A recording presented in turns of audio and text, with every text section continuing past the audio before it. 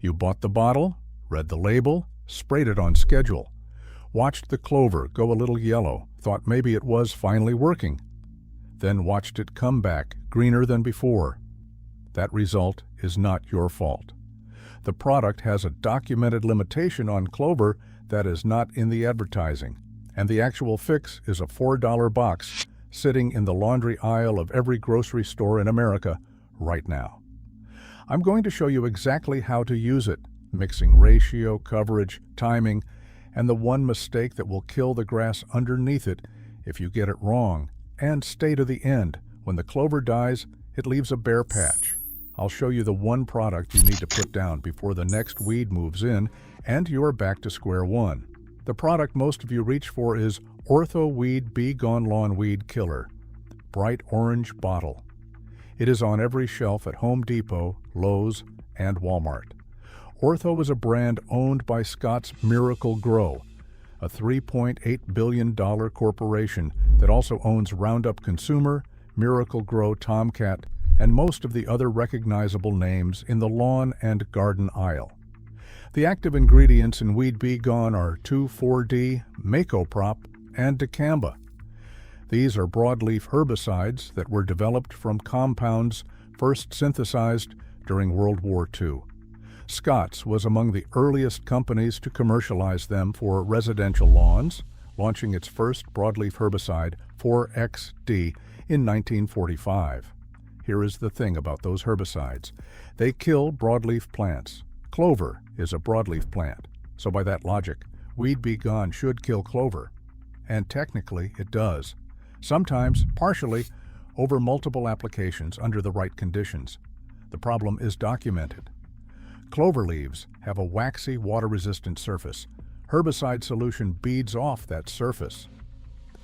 Weed Be Gone's formulation does not contain enough surfactant to reliably wet clover foliage, and if the product cannot penetrate the leaf, the active ingredients never reach the plant tissue that matters. The label acknowledges this failure mode directly. I am reading from the official product label, which is a public document on the EPA website.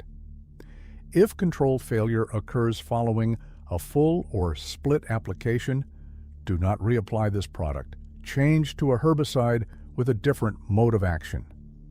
That language is not in the fine print. It is in the standard application instructions.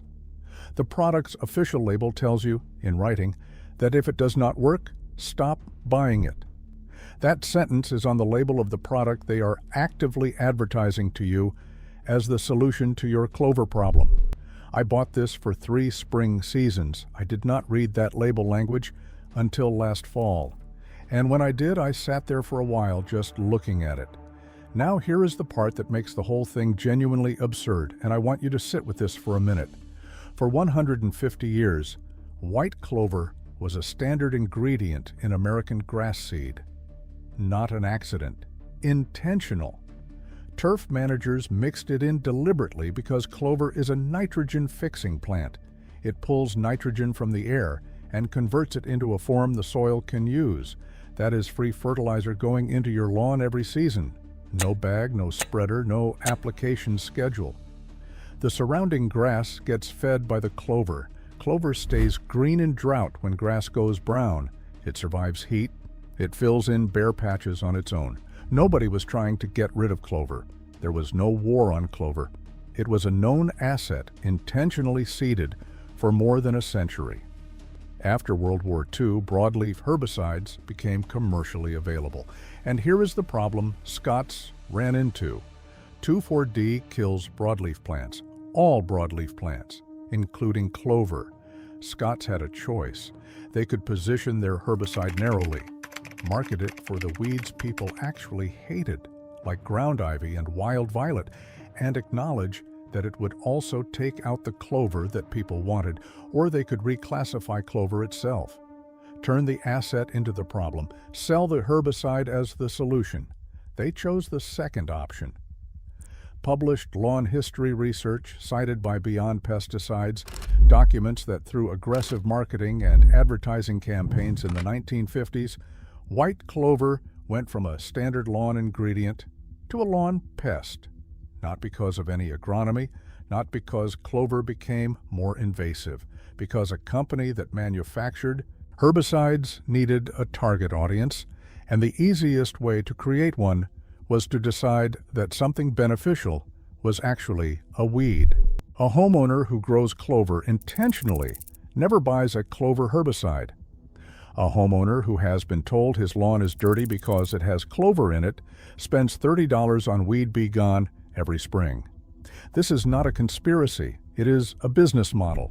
The mechanism is documented. The history is documented. And you have been operating inside it. I was right there with you. I'm still annoyed about it. The product that actually kills clover is called 20 Mule Team Borax, yellow box, $5, laundry aisle.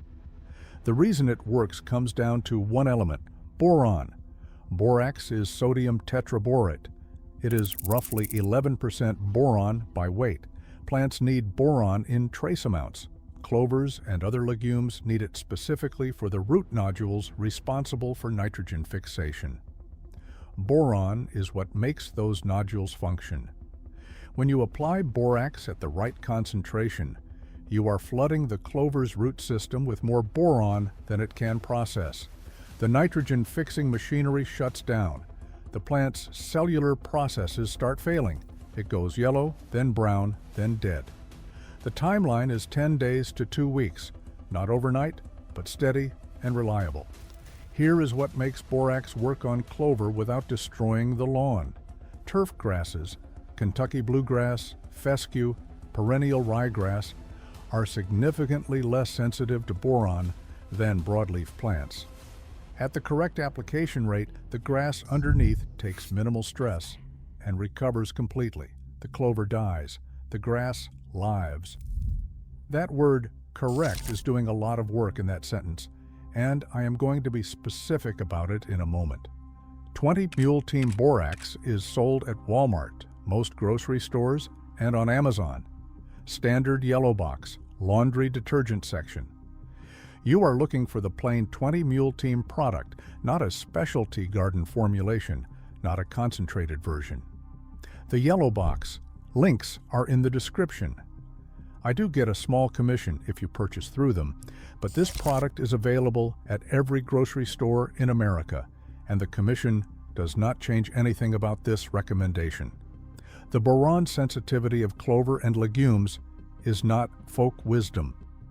U.S. Borax, the agricultural division of a major borax producer, publishes crop-specific technical guides confirming that clovers are particularly sensitive to boron excess because of the critical role boron plays in their nitrogen fixation biology.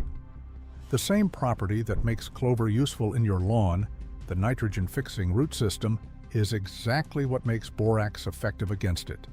Here is the mixing ratio: 3½ cups of 20 Mule Team Borax, 1 gallon of warm water. Stir until fully dissolved. That 1 gallon of solution covers 1,000 square feet of lawn. Measure your clover patch before you mix. If it is 300 square feet, you mix 30% of that solution. If it is a full 1,000 square feet, you mix the full gallon. Do not apply more than the coverage rate. Do not assume extra concentration works faster. It does not. What it does is push the boron level past the tolerance threshold for the grass. The clover dies, and then the grass around it starts going yellow, and at that point the borax is in the soil and you are waiting it out. Equipment: a standard pump garden sprayer. Calibrate for medium spray, not a fine mist, not a heavy soak. You want even coverage across the clover leaves, not saturated soil. The boron enters through the foliage. You are targeting the plant, not the ground underneath it.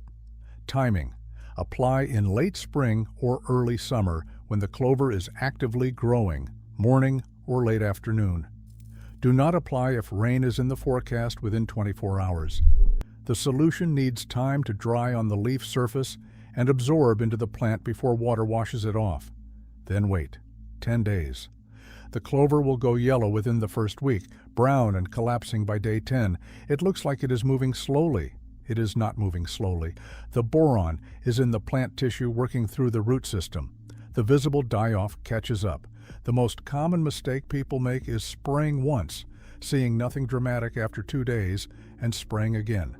They just doubled the boron in the soil. The grass goes yellow. They think the borax is the problem. The borax is not the problem. The second application is the problem. 1 application per season. That is the rule. Boron does not break down in soil the way conventional herbicides do. A second application in the same area in the same season crosses the accumulation threshold for the grass. 1 application. Let it work. Do not spray again until the following spring if there are patches that survived, and measure those patches and mix accordingly. Safety is simple. Borax is low toxicity. Keep pets and kids off the treated area until the spray has dried, which is usually 2 to 3 hours. Wash out the sprayer after use. Now, the bare patch. This is what I teased at the start, and it is not an afterthought. The clover is dead. That patch of ground is now open soil. If you leave it, something moves in. It always does. In most lawns, within 3 to 4 weeks, you're looking at crabgrass or another clover patch establishing from seed that was already in the soil. Here is what to do before that happens. First, understand what just changed in the soil. Clover was fixing nitrogen into that area the entire time it was alive. When it dies, that nitrogen source is gone. The surrounding grass at the edge of the patch is no longer getting that free input. You want to replace it. Hit the bare patch with a starter fertilizer, something with a balanced nitrogen and phosphorus profile designed for seedling establishment. Then overseed immediately with a perennial ryegrass or a turf-type tall fescue matched to your region. The soil left behind from dead clover roots is loose and workable, better seedbed conditions than you usually get. The seed establishes quickly. I use Pennington Smart Seed for patch repair. It germinates fast, establishes in poor soil, and comes in regional blends. Pair it with any starter fertilizer, 2400 or close. Both are linked in the description. Get the seed down within a week of the clover dying. Water it lightly every day until it establishes. The window closes fast. One last thing, because I cannot leave it alone. Scott's Miracle Grow now sells a clover lawn product, Scott's Turf Builder Clover Lawn Seed. On the shelf at Home Depot, the corporation that spent 70 years telling you that clover in your lawn was a problem, that your neighbors were judging you for it, that you needed to buy herbicide every spring to deal with it, now sells you clover seed to put back into that same lawn. I am not editorializing. The product is real. I'll link it in the description so you can see for yourself. If you are dealing with crabgrass on top of the clover, and a lot of lawns have both, I cover pre-emergent timing and the product that actually works on crabgrass in the next video. Subscribe if you want it when it goes up. Links to everything I mentioned today are in the description.